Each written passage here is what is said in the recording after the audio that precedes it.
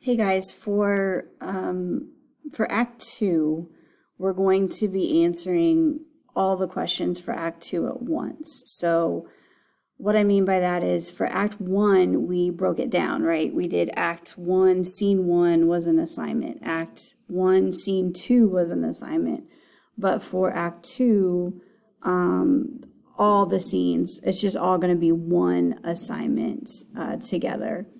So for Act 2, Scene 1, the first question I'm going to ask you is, Hansberry has George say, assimilation means a college girl's way of calling people Uncle Toms.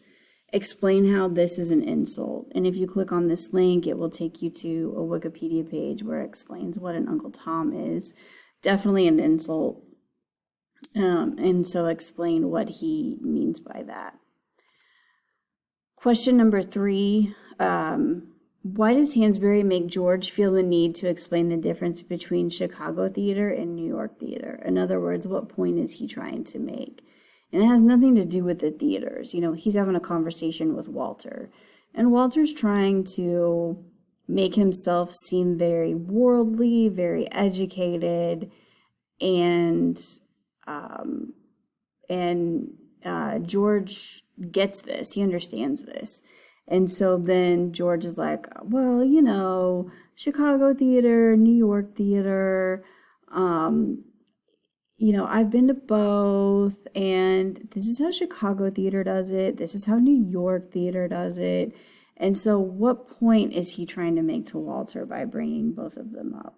His knowledge of them.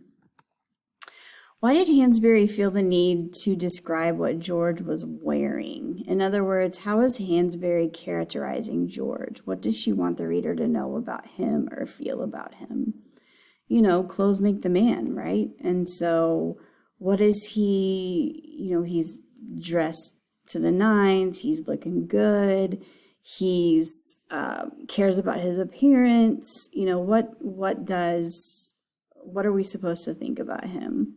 You know, and think about him in terms of Joseph Osagai, right? Joseph Osagai gives Beneath a kind of a hard time about her hair and about assimilating to, you know, not wearing her natural hair. And then you've got George who dresses up and who presents himself in a certain way.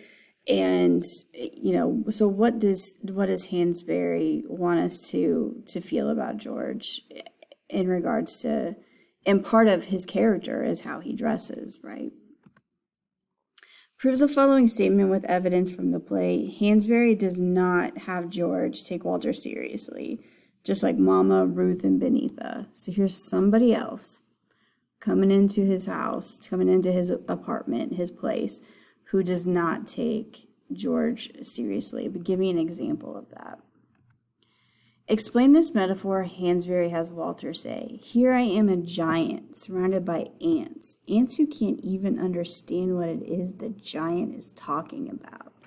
So in this metaphor, who is the giant and who are the ants? And why? How is that?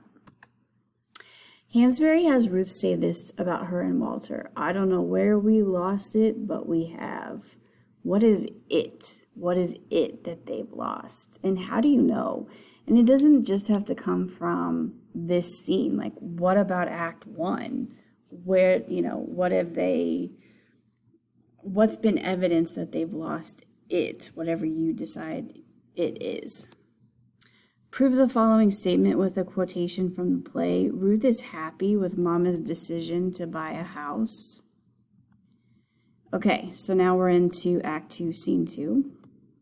How does Hansberry want the reader to feel about Mrs. Johnson? Prove your answer with evidence from the play.